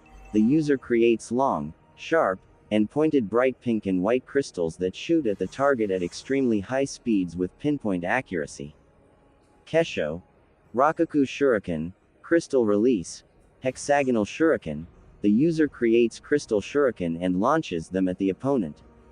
The shuriken are 6-sided with spikes at the sides of each blade, resembling snowflakes. Kesho no Yoroi, crystal armor. This technique allows the user to cover his skin with a thin sheet of crystal, protecting himself from physical attacks. This armor can also aid the user to perform stronger physical attacks. The user can control the thickness of the crystal, by focusing chakra in certain areas, to either give even higher defense, or harder punches or kicks. The crystal is transparent and can only be noticed by light reflecting off it. Sweden. Mizorapo. Water release. Wild water wave. Water gushes out from the mouth like a waterfall and washes away the enemy. One can freely control the power of this technique with the amount chakra one releases. Having many variations, this is a basic water release technique. Shoten. Kesho Hachidori. Crystal release. Crystal hummingbirds. Many hummingbirds are formed from crystal. The birds then home on the target, dodging simple jutsu that attempt to stop them. Shoten. Rakaku Shuriken. Ranbu. Crystal release. Hexagonal Shuriken. Wild dance. The user creates and throws a vast amount of crystal shuriken at her opponent. Kawarimi no Jutsu. Body replacement technique. With this technique, one replaces their own body with a block of wood or some other object, the moment an attack lands. This creates an optical illusion, making the enemy think the attack was successful. From this, the user can use the lapse in the enemy's attention to attack or flee from the battlefield. Explosive tags can be attached to the replacement for an added surprise. It's a basic ninjutsu even taught at the academy, but it's a useful art that can be applied in variety of situations. Shoten. Sushotu. Crystal release. Jade crystal blade. With this technique the user can quickly form a blade made of crystal on her arm, and use it in a manner reminiscent of a tanto. Blades can be formed on both arms if needed. Kaden. Gokaku no Jutsu. Fire release. Great fireball technique. A technique where chakra needed inside the body is converted into fire, and expelled from the mouth in a massive orb of roaring flame or as a continuous flame thrower. The scope of the attack is altered by controlling the volume of chakra that is mustered. The released flames will engulf their target, and leave a crater on the ground's surface. This technique apparently requires more than average chakra reserves, and most genin should not be able to do this technique. The Uchiha clan also uses this technique as a coming of age rite, and as such was a common and one of the more favored techniques amongst them. Team 7 were jumping through the forests of Konoha, pursuing their target. It was faster than any of them thought it could be. They had used hours tracking it down, and now, for at least 45 minutes, chasing it. But they were gaining in on it. They were so close now. Their target had stopped. Team 7 quickly made their way to different hiding spots around their target. This is Sasuke. Arrived at point B, it crackled through the radio. Sakura here, I have reached point C. Naruto here, reached point A. Kakashi was listening in, supervising them. Normally he would have scolded, as much as Kakashi now can scold people, that for taking so long, but this was no ordinary target. As soon as he heard they had reached their positions he tapped his radio. If you're all in position, execute capture target T. Team 7 didn't need to hear any more than that. They jumped from their hiding spots, going after the target. It was fast, and dodged first Sakura's attempt, then Sasuke's. Naruto, seeing his opportunity, jumped into a tree, and came at it from above. It was a success. He grabbed the fur ball-shaped target. It was, to say the least, not happy. It turned around and began attacking Naruto. The cat Tora was captured. The crackling sound of Kakashi's voice over the radio sounded. Does it have a red ribbon on its right ear? Is it our target, Tora the cat? The Uchiha looked lazily over at Naruto, who was getting beaten up by the small brown feline from hell, and Sakura, who was giggling at her teammates' expense. Sasuke tapped his radio. Affirmative, Tora the cat is captured, again. All the genin of Team 7 was starting to hate Tora. Since they had graduated 6 weeks ago, they had capture Tora the cat, mission 16 times, 17 with this. For some reason the Hokage loved to give their team the most hellish missions. They had all agreed it was because of Kakashi's tardiness. At the mission delegation office. My sweet, dear Tora-chan, I missed you. I was so worried about you. My, you've gotten yourself really dirty, haven't you dear? We will have to take a long, wet shower when we come home, a large lady in red said to the hellish cat, while hugging it to death, much to the satisfaction of Team 7. They were all grinning evilly at the feline abomination from hell. She turned towards Hiruzen, and bowed, "Thank you Hokage-sama. I'm happy you're always willing to help." Then she turned towards Team 7 inches and "Thank you for helping." The Sandame nodded, while Kakashi smiled, "Ah, no problem Madam Shijimi. We were happy to help." All the genin shot glares at Kakashi. Naruto scoffed mentally, "We? What the hell do you mean with, we? You didn't do a damn thing. If we get that mission one more time, I'm gonna kill that hellcat. I would be doing all of Konoha a favor." Sakura also mentally on the same lines. If you removed your eyes from that abomination of a book sensei, you could have actually helped. Madam Shijimi walked over to the Hokage and handed him the payment. "Here you are Hokage-sama. I must be going now, goodbye." "Goodbye Madam Shijimi, and give my regards to Fire Daimyo Dono," the old Hokage said. She nodded at it, and made her way out the door. Hiruzen turned towards Team 7, to see Kakashi getting deadly glares from his team. "Now Team 7, let's see what we have for you now." He looked through all the mission papers. "Ah, here we have it. Council member Yoju needs someone to babysit his child while he is out on business, grocery shopping in a neighboring town and helping pick up potatoes at one of the Akamaiki farms." "Oh, come on Gigi. We have done nothing but D ranks for almost 2 months. Can't you give us something just a little bit difficult?" Naruto exclaimed. Sakura and Sasuke looked annoyed by it, but they had to agree. They too were getting tired of all the easy missions. Kakashi sweat dropped. "You know it's gonna be me who take all the trash, right? I guess it's revenge for me not helping with Tora." Iruka sighed. "Naruto, you already know how the ninja rank goes. You're only newly graduated genin. Until you have trained some more, you can't go on higher ranking missions than D rank. I know that, but I'm not the same brat who used to paint over the Hokage monument. I can handle myself." Naruto retorted. "Will at least just one C rank mission kill us Iruka sensei?" said Scarred Chunin only sighed again at the blonde's words. He has been keeping up on his former students' progress and like Naruto said, he has been improving greatly in the past 2 months. The old Hokage looked at one of this year's most promising genin. There is some truth to that. He chuckled lightly while puffing on his pipe. "Kakashi, what do you say? Do you think they are ready?" Kakashi, who in the meantime had taken up his little orange book, looked over his genin team. They were all looking at him with begging eyes. He took a deep breath. "I would say a C rank would suffice as Naruto mentioned. They have been making slow but steady progress." Hiruzen nodded. "Very well then. If you insist I do have a C rank for you then. It's an escort and guard mission to Nami no Kuni." "Anyo, who are we supposed to escort then?" Sakura asked. Instead of answering Sakura's question, Hiruzen called out towards the door, "Tazuna-san, can you please enter?"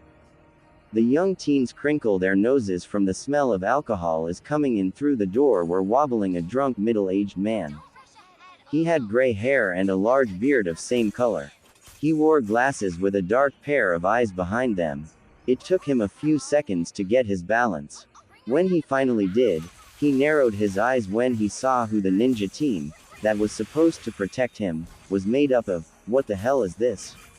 You're giving me a couple of brats. I mean, the short one doesn't even seem to be 10. They can't have any skill." He slurred out. Naruto narrowed his eyes. He had matured a bit from his old self, but his short height was still a touchy subject. And then he criticized their skill. Naruto smirked, which caused Kakashi to worry. Before any of the people in the room could do anything, a big crystal shot out of the ground, impaling the bottle Tazuna was raising to his mouth, successfully pouring its content all over Tazuna's chest. He blinked a couple of times, very surprised. He wasn't the only one. All the Anbu guards in the room were mentally wide-eyed behind their mask. This was the first time they had seen the Shoten in action. They had of course all heard about it. It was big news when the village got a new Kekkei Genkai. But they didn't show any of this, thanks to their years in service. What was it you were saying, Oji-san? Naruto smiled. He didn't get any answer. Behind him Hiruzen coughed, secretly chuckle in his hand. Naruto, please don't kill our clients. Wouldn't be good for business, you know. Naruto looked over his shoulder, before shrugging. He snapped his fingers, and the crystal shattered in tiny microscopic pieces. Tazuna was breathless by the sight of the crystal shimmer in front of him, but composed himself. I am Tazuna and I'm an expert in bridge building.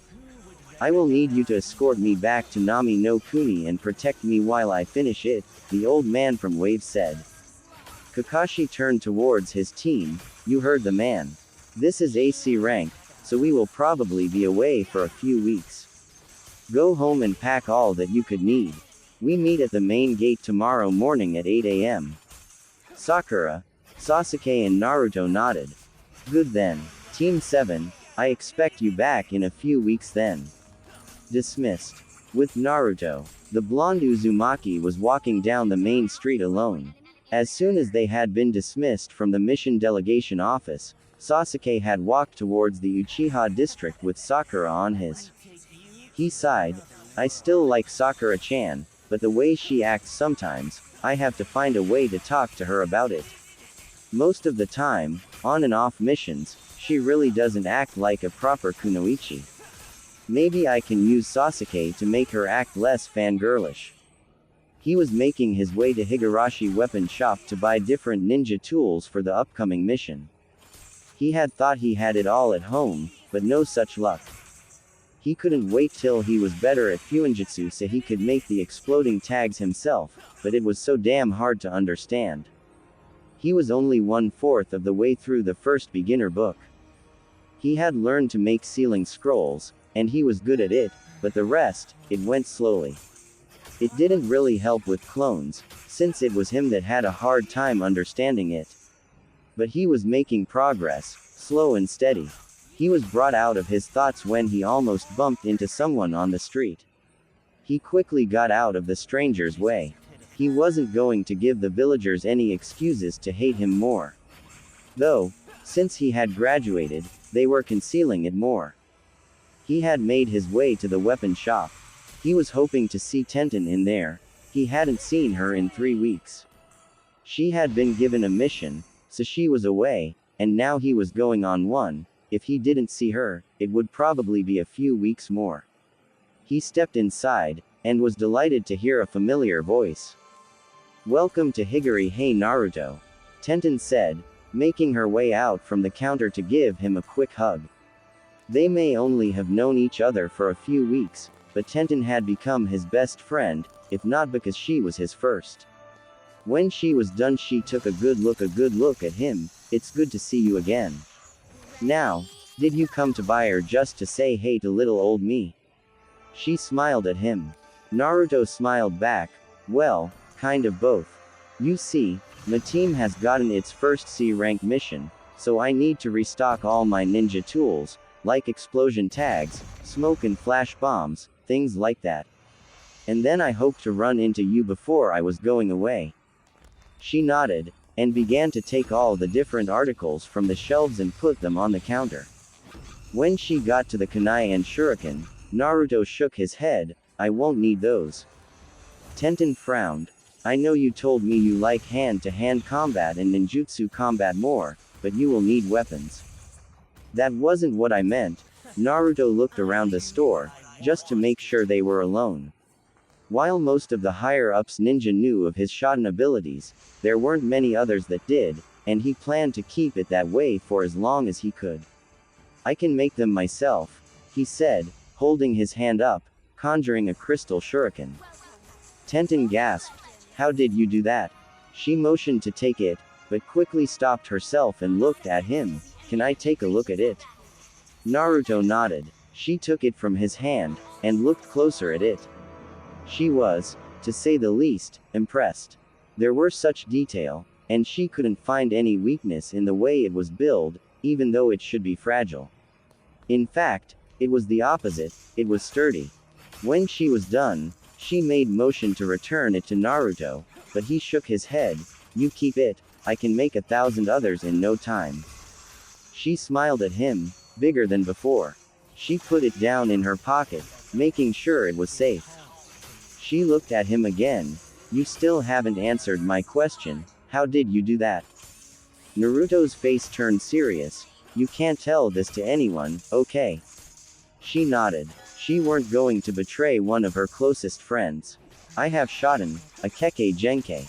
I found out just after I graduated, and before you ask, yes, the Hokage knows, and so does all the higher-up shinobi. Tenten was stunned, but regained herself, somewhat. So, how does it work? Well, I haven't really figured it all out yet, but it seems like I can crystallize anything with a mass, such as earth, water, wood and so on. But I can't crystallize energy, such as lightning, wind and chakra. The only exception is my own chakra. I'm guessing it's because I'm so tuned into it. If I had to guess, I would think that if I spent enough time on, let's say a lightning bolt, I would be able to crystallize it. But because it only lasts for a few seconds at most, I wouldn't be able to do it. And all lightning bolts have a different energy signature, so it wouldn't help to try it out on 1,000 different. Tenten nodded, satisfied with the explanation. She was happy he was willing to share like that to her. She could see it was one of his big secrets. He still wouldn't tell her why all the villagers seemed to hate him so much, but she guessed it was just a matter of time. She walked over the cash register and typed all the items in Naruto was planning to buy. Okay, that will be 865 yen. Naruto took the money out of his wallet, Gama-chan, and put it on the counter before putting all the items in various pockets in his outfit. Tenten was still amused by his little frog wallet, and the fact that he had named it. Tenten, do you want to go grab something to eat? I probably won't be back for a few weeks, Naruto asked. Tenten looked thoughtful for a second. 1 second. I just got to ask Dad if he can watch the counter. She ran out back for 20 seconds and came back with a smile. It won't be a problem. Now, where do you want to go? She asked, already knowing the answer. Naruto smirked at her. Do you really have to ask? Ichiraku Ramen, of course. 30 minutes later at Ichiraku Ramen, Naruto and Tenten walked into the small stand. Hey Tsuki Ojisan, Ayame-nisan. Tsuki and Ayame, who were standing and making noodles, turned around to face where the voice had come from. Ayame were the first to speak. Naruto-kun and Tenten-san. Let me guess. The usual, she asked with a smile. Both nodded. You bet, Nisan. The old ramen stand owner chuckled deeply, coming right up. Both of them turned to continue making the noodles and soup. While they were waiting for the ramen, Naruto turned towards, by the way, you never told what your mission was about. I got told you were on one from Kato. Yeah, sorry about that. I tried to find you, but obviously couldn't, and we had to go fast. My sensei is rather eccentric, and he makes everything into a competition, she said, dropping her head at the end. Guy was a good sensei and all, but she could use a holiday from all the craziness. No worries. Now, what was your mission about? There had been some bandit raids on some small villagers down by the border to Kawa no Kuni, so the villagers had hired us to track them down and take care of them. Tenten told Naruto about the mission, how they had gone from village to get information, and to how they tracked down and took care of the bandit groups in the area. In the meantime they had gotten their ramen, and Naruto was on his third. Sounds like you had your work cut out for you, huh? Naruto asked, inhaling some more noodles. Tenten looked at her friend with a smile.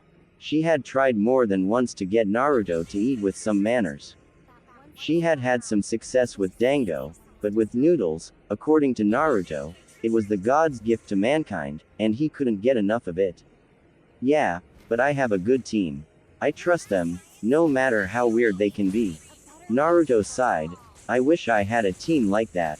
Is it still about Sasuke? Yeah, he just doesn't want to work or train together. He says that I would. drag him down. He made quotation marks in the air to what Sasuke had said. I just can't win with that guy. I'm probably one of the people in the village who understand him the most. I never knew my parents. Of course I can't put myself in his place. To have all that love just for it to get taken away, he trailed off. Tenten could see he didn't like to talk about that, so she tried to get the conversation to move on. Then what about that girl? Sakura was her name. Yeah, Sakura. Well, she is nicer to me than she was at the academy, but she doesn't really act like a kunoichi. She is all about diets, her hair, what clothes she wear, and if Sasuke likes it. I like her, but I wish I could talk some sense into her. Ouch. I had a couple of fangirls on my class too. They haven't really made it far, so it would be good if you could talk to her. He nodded at that. She took another mouthful of ramen. Now I've told you about my mission, why you don't tell me about yours? It was your first C rank, right? Naruto brightened up when she asked. She loved her blonde friend's antics. Yes, it's our first C rank. We're supposed to escort some old drunk named Tazuna to Nami no Kuni, and then guard him while he finishes some bridge there. Tenten shook her head at her friend's bluntness at describing people. He hadn't really learned what should be thought and not said. Well, good luck then. It's a C rank, so you shouldn't get into something you can't handle. Especially with your little gift, she said, referring to his crystal powers. Naruto nodded. Thanks. They were silent for a bit while eating their food. Naruto broke the silence. Do you have any chakra weights at your shop? I read that they can help you with your speed and strength. I was really planning to wait till I could make restriction seals, but it's going slower than I had anticipated. So for now, I will have to go with weights. I tried to look for them while you were gone, but couldn't find any, and I never got to ask Kato. Tenten finished what ramen she had in her mouth. You wouldn't be able to find them. There aren't many that buy them, so we will have to order them. I can do it later back at the shop. They should be here when you're back from your mission. Thanks, Naruto said, taking another inhaling of ramen, now on his 5th bowl. So it's here where you were hiding. And with a girl nonetheless. I'm so proud. I hope I didn't interrupt anything. A voice came from behind them. Both of the genin spun around on their chair to be faced with a big white-haired man. Ero Sennin. It's nothing like that. Gods, you're such a pervert. Naruto said a little high. Damn it Gaki. How many times have I told you not to call me that? And it's super pervert thank you. Jiraiya responded, puffing his chest a bit. Tenten watched as the two kept bickering. She knew she had seen the old man somewhere before. Then it hit her. It was Jiraiya. Tsunade's, her idol, old teammate. Naruto. You really shouldn't call someone like Jiraiya that. Sorry Jiraiya-sama, she said while bowing. Naruto scoffed. You wouldn't say that if you knew him. And you heard what he said. He is a super pervert. Tenten looked from Naruto to Jiraiya. Well, he did say that. But someone with that much skill and such a high rank can't be a pervert. Can he? Now Naruto. Don't get into a fight with your girlfriend, Jiraiya said with a smirk, causing both of the genin to blush. Naruto was the first to speak. Damn it Ero Sennin. I told you it isn't like that. He paused for a few seconds. Now that I think about it, why are you here? I thought you were out of the village. Jiraiya smiled at his part-time student. I was, but I'm back to report to sensei, and he told me that you're going on your first C rank. You bet I am, was Naruto's answer. Okay, in that case I got a new exercise for you, the white-haired man said, taking off his backpack and looked through it. Now Naruto was excited. As much as a pervert the old sage was, he was a good teacher and always had new thing Naruto could do. He got more and more excited the longer it took Jiraiya to find whatever it was he was looking for. His excitement plummeted when Jiraiya took up what looked like a water balloon and gave it to Naruto. Naruto looked curious, and a little disappointed, at Jiraiya. The Gamma Sanin sighed while rolling his eyes. It's the first step to a jutsu. And before you ask, No, I won't show you before you have at least mastered the second stage. There are 3 stages. Ah, are you sure you won't show me the jutsu? Jiraiya shook his head. Naruto sighed. Fine, but what am I supposed to do? This, Jiraiya took out another balloon. First nothing happened, but then small lumps began to appear on the surface, before it burst. Naruto and Tenten looked curiously at his hand, where the balloon had been before. You have to burst it open by using your chakra alone. Just rotate the water inside it. Jiraiya took out a scroll. Here I have sealed a lot of balloons inside it.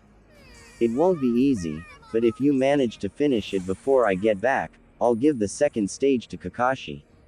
For the third stage, you will have to wait for me. Naruto took the scroll and put it down his pocket. Thank you, Ero Sennin. Jiraiya nodded at him, before waving and walked away. Naruto turned back to his ramen, just to see Tenten look accusingly at him. What? What? You're learning from Jiraiya-sama, one of the Densetsu no Sannin, and you don't tell me? I didn't think it was that important. Besides, he doesn't really train me. Kakashi sensei is my sensei, though he doesn't train me much either. Tenten sighed. Just promise me, if you ever get to meet Tsunade-sama, and you get the chance, please introduce me to her. Will do, Naruto said smiling. He knew that Tsunade was Tenten's idol, and that she held her in very high regard. He finished his bowl. Oh well, I'm full now. How about you? Tenten looked at him with an amused look. I have been done for 20 minutes. Naruto chuckled at that. Well, thank you for staying then. No problem. What are friends for, right?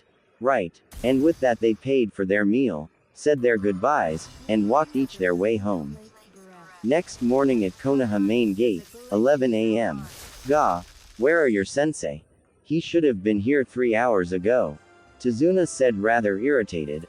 I knew you weren't worth anything. Sakura and Sasuke shot him a glare. Naruto just kept reading his book. He may have lost it a bit when he first met the old drunk, but he weren't gonna let that happen again. He was aiming to be a top-notch shinobi of Konoha. Naruto looked up from his book. Well, it's almost 11 now, so he should be here any minute. He is always at least 3 hours late. And as if called upon, a puff of smoke appeared in the middle of the road, with Kakashi in the middle of it. You're late, Sakura screeched, making everyone else wince at the volume of her voice. Sorry. You see, a cat crossed my path, so I had to take another way, and then I saw an old lady trying to get across the street, and I just had to stop to help her over. All the persons present just gave him a look that said, you don't really think you're fooling anyone, do you? Anyway, it seems like we're all here, so let's get going. Remember all the stuff you have packed? Sasuke scoffed, but picked up his backpack. He took a look at Naruto. He couldn't see any backpack. Dobi, aren't you forgetting something? Naruto was putting his book down in his pocket. No, what should that be? It was Sakura who answered, what about the things you should have packed? Naruto shrugged and held up 2 scrolls. It's in here. Way easier than carrying around a heavy backpack. Kakashi raised an eyebrow. He had seen that Naruto was reading Fuinjutsu books, but he didn't think he was this far in it. He stopped Sakura and Sasuke from digging more into it. Okay, it seems you all have your stuff, so let's get going. With that, Tazuna and Team 7 walked out the gate, making their way to Nami no Kuni. Next time, the wave mission begins. Nami no Kuni, land of waves. Kawa no Kuni, land of rivers. Densetsu no Sannin, literally meaning, legendary 3 ninja. The Sannin was a group of 3 legendary ninja, noted to be 3 of the greatest ninja of their time. While all 3 eventually left the village at some point for their own reasons, they still retained their title as the Sannin. Their names are Senju Tsunade, Jiraiya and Orochimaru.